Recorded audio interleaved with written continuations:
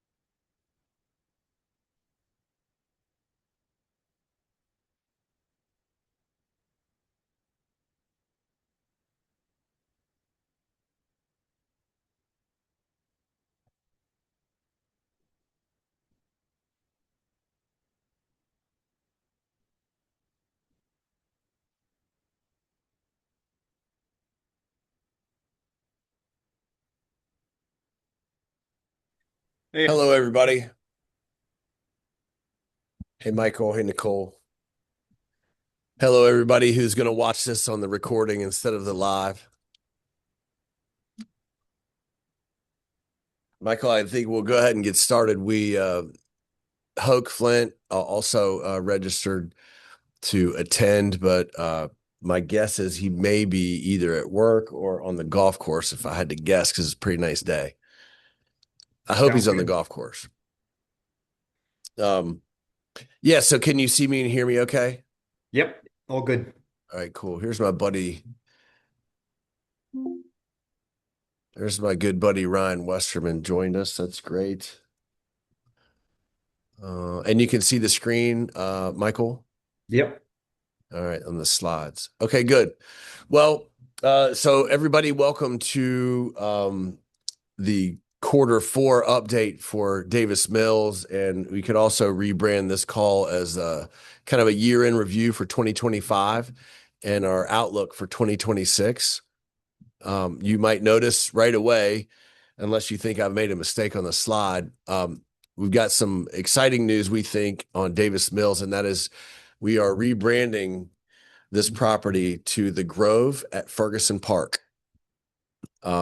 We've done a lot of research on this name and the feel. The reason that we are making the change is we feel it's important to rebrand away from the kind of industrial blue collar feel that is Davis Mills. Gastonia historically is a town that was largely made up of textile mills, and so there in Gastonia there are lots of things that are named after a mill of some sort. And as we have owned this property now for 2 years, basically, uh, we haven't seen a real shift in our tenant demographic or our ability to move the needle much on the rents. And so as we look at it, we're like, all right, well, we need a full rebrand. And upon research of the area and research and trends in multifamily, the outdoor field, the access to neighborhood community amenities and things like that are very important. So I tell you what I might do is I might just go ahead and share this other screen with you if I have it. I think I have it up. Yeah, let me grab this and I'll show you where Ferguson Park is and why we chose that to be our rebranding. All right, so the map here, you see the red pin in the middle. That's the property. That's what currently is named as Davis Mills. And Michael, can you see that okay? It just loaded up, so you're good now. Okay. My bad. All right. So the red pin here in the middle of the screen, around, I'm pointing with my cursor. That's where the property is. And Ferguson Park is here. So this is kind of a downhill, slight downhill walk down this street, and boom, you're at Ferguson Park. And so you've got softball, baseball fields, tennis courts. There's a golf course. The golf course is accessed kind of off this different road over here, but it is a park, and obviously a very park-like setting. There are hiking trails and things like that all around. So we feel like it's important to change this image of this property. And so we've chosen that as a name. Now this will come out, our property manager, our marketing team will all use these things going forward. And it'll take a while to make the shift, but we're confident that we will get that done. So let me switch back here to the PowerPoint. Michael, let me know when you can see that PowerPoint slide. Yep, you're good. All right, good deal.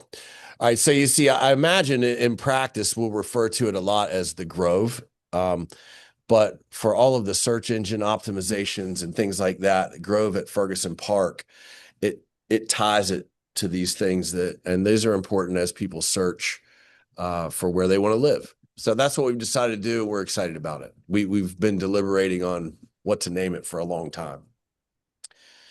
So quick summary on 2025. So we have a real focus on stabilization, and I'll go off teleprompter here a little bit and just tell you the real life of this property. So we have had we've had some problem tenants in there. There have been one or two, and one in particular that's been a tough person to manage. And I hate to say a success because I hate for anybody to be without a home, but we were successful in regaining possession of that unit, and that person was evicted at the end of the year. And so that was a intentional vacancy that we caused ourselves. But what we found is we were losing some good tenants because of trouble from that particular tenant. So he was breaching his lease. We were very careful to follow all the fair housing rules and, all of that stuff, of course. But bottom line is he was breaching the lease, and he was negatively impacting other tenants, which caused us problems, both to keep good tenants, raise rents, and it's just a management hassle. So that's a good thing. We have them out, and our priority is going forward with the stabilization is to find good, well-qualified tenants that want to live there, want to be good neighbors, and also to move away from subsidized housing. So we have 17 of the current 35 units are occupied by subsidized tenants in one form or fashion through whatever housing authority that is. And there are various housing authorities, but 17 of them are. 8 of the 8 most recent leases that we have signed have all been market rate tenants. So we're definitely moving to the market rate tenant base, and that's very intentional on our part. To back this up, as part of it was our general mission initially. The second part came when we would receive notice from the housing authority as we would try to renew and raise rents that they weren't able to do that. They weren't going to allow us to raise the rents on particular units. And as recently as yesterday, I was forwarded an email from the Gastonia Housing Authority that went into detail about the fact that they're basically operating, their mission for 2026 was that they were going to start lowering rents and certainly not increasing them. And that was due to, and then they went on to say in this letter all of the reasons why, but it's coming down from the federal government.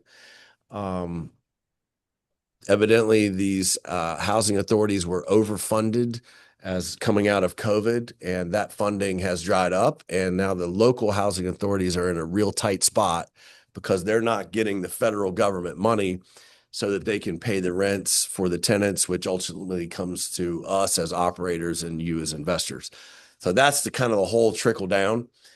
On a human being note, I'm afraid it's pretty tough on the folks who rely on subsidized housing. I would imagine, politically speaking, that there will be a solution to this coming at some point, just because so many people rely on it. irregardless, we have decided that our mission is to move towards market rate tenants. We feel like that's a more stable, reliable tenant base. It's more what we know and more what we like. So that when we talk about stabilization, that's kind of that's all of that in a nutshell. Okay. Yeah, and if you talk about just the Good. progress we've made on that front in the last 18 months, so when we took over the asset, we probably had close to 75% Section 8 tenancy. And now that you're at 17 out of the 37 units that are Section 8 versus market rent, you're down to about 45%. So our exposure to that issue is drastically gone down.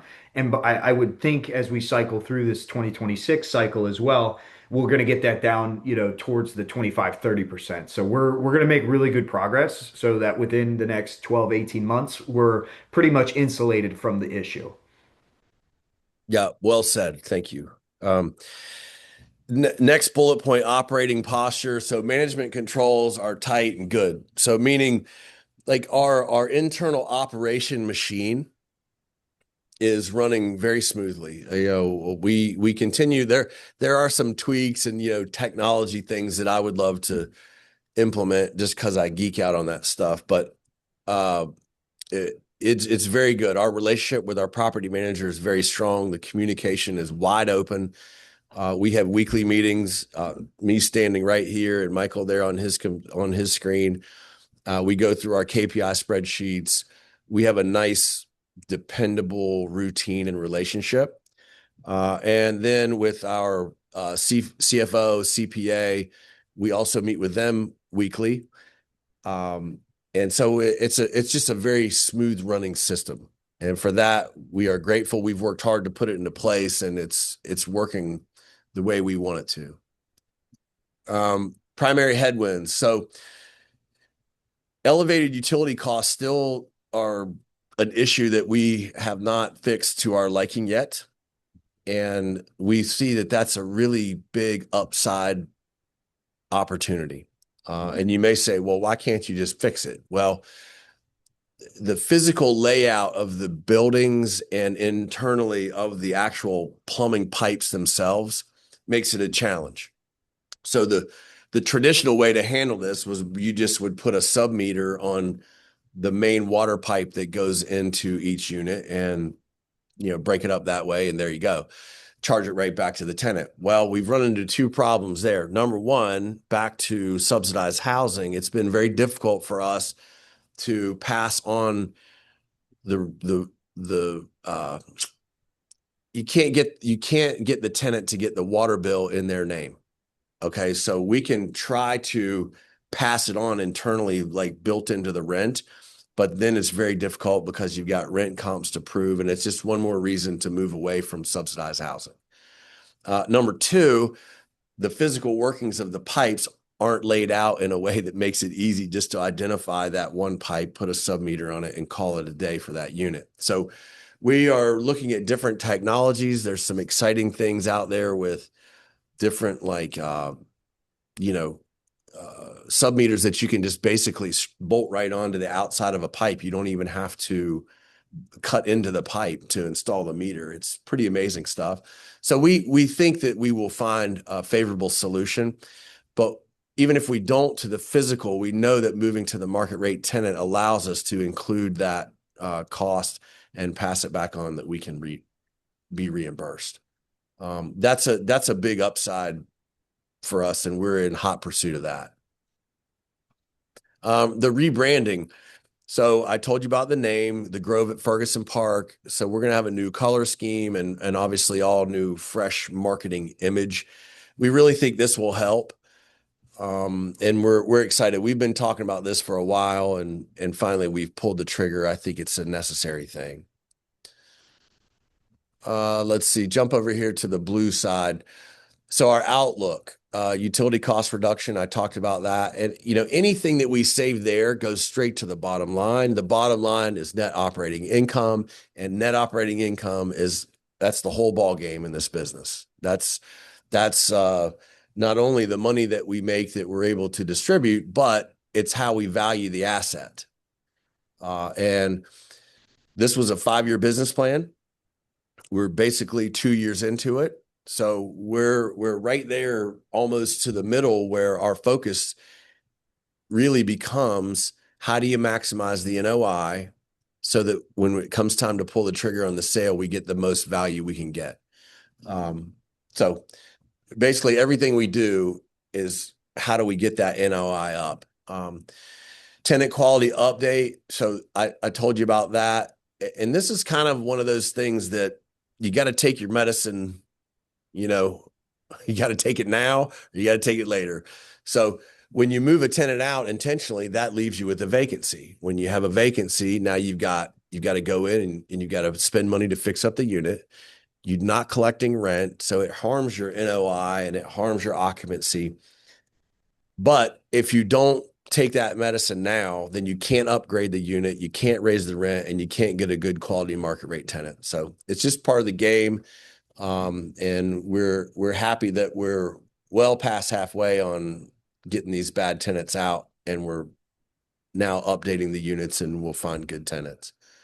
And then, yeah, marketing position. I told you about that strategic shift away from our subsidized housing tenants. Michael, jump in. I've had lots of coffee. If you need to say anything. Well, I think we probably have metrics coming up that I'll chime in, but just the utility cost reduction. So to give everyone some color, on average, it costs us just in electricity about $3,000 a month in operational costs, and that's not covered by the tenant in any way. So when you annualize that, that's about 36,000, or sorry, I should be talking water. So let's talk water. When you look at water submetering, it's about 17, so $25,000 a year versus 36 on electric. So if we successfully install some of the submetering technology Ashley was discussing, that $25,000 ultimately passes through the tenants when they put the utilities in their name. That goes directly to our NOI bottom line. And that $25,000 that we save is going to increase the value of the asset by approximately $385,000. So that's just the real life example of what happens if we successfully implement that. Yeah. And, using cap rates, that's a huge, huge result. This slide, by the way, is it's not redundant, but it's kind of going over the stuff we've already gone over. We'll go to the next one. So yeah, we got our problem tenants out. Our operations are tight. Utilities are our main focus. And then we have this leasing shift strategy for higher quality tenants is what we're after. Now we'll make one comment there too, and none of this is political. It's hard to talk about anything and not touch on things that are political. It's more economic than political, I think. So just an observation as an operator of these apartments, and that not just Davis Mills or the Grove, but in all of the ones that we own, actually. It's interesting right now that we get lots and lots of applications. So there's lots of leads from our marketing. There's lots of applications, but a very high percentage of these applications coming in, we have to deny. A very high percentage, like higher than I've ever seen. And they're denied because of things like bad credit. And when I say bad credit, I don't mean like, 590. I'm talking like low 400s, which I didn't even know the scale. I guess it goes to 0, but it's low. And the reason it's low most of the time are late payments on whatever account they have. But then also we have strict rules on evictions, prior evictions. And a lot of the tenants have prior evictions. And honestly, I don't really know where they go to live. But it's tough. The other thing that would cause us to deny an application would be them not meeting the income goals. So 3 times the income, whatever $1,000 a month rent, then they need to make $3,000 of income, and they're not meeting it. And if you think about that, $3,000 a month times 12 is $36,000 a year. So a lot of these folks aren't even making, 30 grand a year. So you can really see the it's probably an indication of that the wealth gap, um, unfortunately. And that we see that real life. I mean, this is the business we're in, so we're seeing this stuff real life. Um, and we're very tied into it. So we're watching this stuff at all times. Now, I guess you could take some comfort if you like when it talk about that stuff, that this is not just a Davis Mills thing or even a Gastonia thing, but this is like a nationwide trend. Okay. 2025 has seen rents be flat, had seen occupancies in the low 90s on average, and lots of concessions in place. And so we're right on, we're right in there with the market. We think that as 2026 goes on, we think this will change. The good news is our underwriting was conservative, and so we're not in any trouble. We're not handing out distributions, but that's out of good quality conservative management so that we make sure that this property is stable and that we can increase that NOI so that we can hit our projection goals that we gave to investors.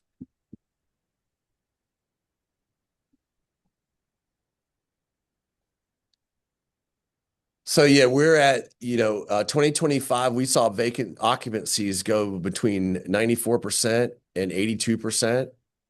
82% currently that's 6 vacant units. So that's 6 out of 35 units that are vacant. And again, those were largely either due to the problem tenants that caused the good tenants to leave, or us intentionally, seeing that some tenants got out so that we can backfill them. I received 2 rental applications today, 2 yesterday. And so hopefully they will be approved and, we turn this thing around. Our target would be 95%, which is 2 vacant units or less. Okay. Currently we're at 1,090 on average rent. We'd like to see that go to 1,100 initially, with, 1,250 would be our ultimate goal. If we could end the year at that, we'd be happy at 95%.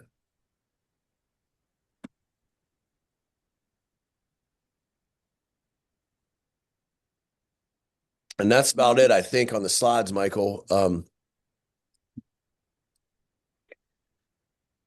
What other comments would you like to make? And then Hoke and Nicole, if you've got any questions, let us know also. Yeah, I think I can talk briefly about the big picture. So acquisition price of the asset, Ashley, we paid 3.5 for it, yeah? So Mhm. 3.5 million. If you look at we don't have the finalized December figures from Oliver quite yet on the net operating income for 2025. If it lands where I expect it to, our year 2 NOI actuals will be right around 250,000. If you use a 6.5% cap rate, that puts the value of the asset right around 3.9 million. So even though we are, lagging slightly behind our expectations on occupancy, we haven't been able to push rents. Our valuation is still above purchase price. We're up 11% versus where we bought it. And if we implement the changes where we expect to, that is going to drive the value very close to where we need to exit. So the exit valuation that we want is going to be between 5.5 million. And to do that, we'll be able to hit all of those returns that we promised. And that's the goal. Yeah. Yeah, that's the goal. And we'd like to think that, you can't control a lot of things in business and in life, but with conservative underwriting, at least positions us to ride out the inevitable cycles. And we're like living that out right now. And we're grateful and proud. So we'll just keep working hard to get it back up to where we want it to be. What else was I gonna say? I feel like let me look at my notes here. Yeah, I'd like live and breathe this stuff, as both of you who are on here know, and I know Michael knows. But even today, I was listening to a brand new report, Ivy Zellman report, and Walker and Dunlop, and these are like big names in the industry. And all of these trends that we just talked about are being talked about all over the nation. The initial, it used to be like 2023, 2024, the survive to 25 was the name of the game in this business. And I think that 2026 is the year of transition, and 2027 is when things get good. That's at least what all of these experts are saying. So, and that will jive right with our exit to this asset. I think we're going to have this thing just right at just the right time. I That's agree. And the the companies, the syndicators that are struggling at the moment and have been struggling through 2024, 2025, and this year are the ones who are over leveraged, who are not conservative in their underwriting. They projected massive increases in rent. And if you go down and check those boxes, we did none of those things. We played it right. And because of Yep, that, the investment, the LP equity, the GP side, everything's safe and ready to be executed for the 5-year exit plan. that's right. Yeah, well, I think I mean, that's a great way to wrap it up. I think, we're pleased with the asset. It's not where we want it to be, but we're pleased with our management of it, that we've identified issues, we've fixed them. We've got our new image coming, and we're excited for 2026. So we will have another investor update call at the end of the first quarter of 2026. And of course, both of y'all and everybody really who's an investor, I see a lot, but always feel free to text, call, or Michael or me and ask questions. And until then, we'll see you later. Thanks, Any guys. questions before we hop off? I don't know. All Okay. right. Well, maybe, hey, Hoke, I thought I told everybody before you joined that you were probably on the golf course, but I guess you're not. 1 hour. I I figured it's too nice out. I figured it had to be in the plan somehow. Yep, it's All right, coming. buddy. It's coming. Good. Well, enjoy it. Thank you for coming and attending, and thanks for being an investor to both of you. All right, bud. See you later. Thanks. Talk to you Yeah. soon. Bye. Bye.